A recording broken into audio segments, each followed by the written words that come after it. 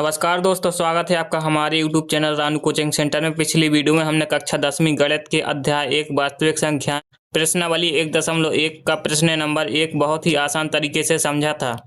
अगर आपने वह वीडियो नहीं देखा तो पहले उसे ज़रूर देख लीजिए, क्योंकि आज का सवाल उसी क्रम में आगे बढ़ेगा। तो चलिए दोस्तों, बिना समय बर्बाद किए वीडियो को शुरू करते हैं।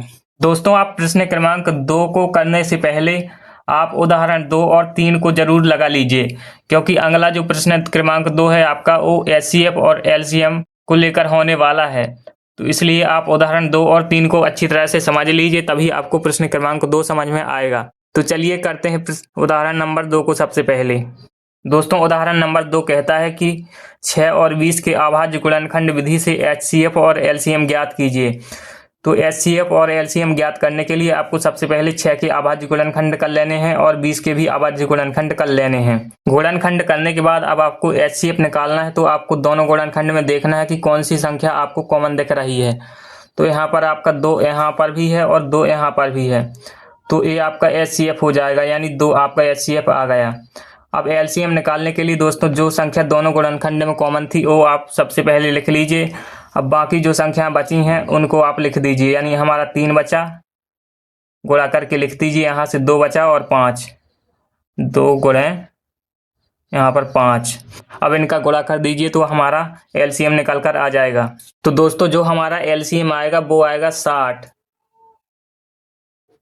तो दोस्तों अब आप समझ गए होंगे कि एचसीएफ और एलसीएम कैसे निकाला जाता है। एचसीएफ यानी जो दोनों संख्याओं के गुणनखंड में कॉमन हो वो संख्या होती है, और एलसीएम निकालने के लिए आपको सबसे पहले वो संख्या लिखनी है जो दोनों गुणनखंड में कॉमन हो, और बाकी जो संख्या बची हो उसको लिख देना है।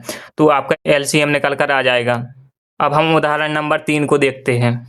उदाहरण नंबर 3 में आपको संख्या दी है 96 और 404। इनके भी आपको एलसीएम और एचसीएफ निकालना है।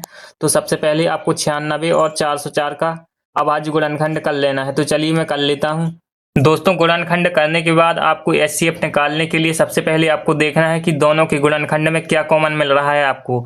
तो यहाँ पर 2 2 बार है आपका, और यहाँ पर भी 2 2 बार मिल रहा है आपको। तो एचसीएफ हो जाएगा आपका 2 गुणे 2 यानी 4। एचसीएफ आ गया हमारा 4।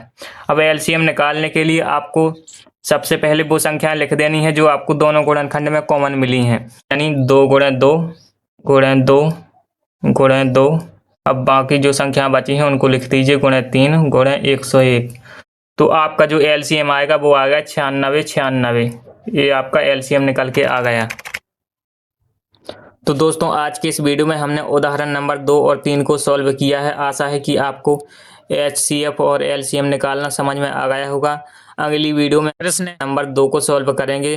तो यदि आप चैनल पर नहीं हो तो चैनल को सब्सक्राइब कर लीजिए और वीडियो को लाइक और अपने दोस्तों के साथ शेयर कर दीजिए। मिलते हैं अगली वीडियो में।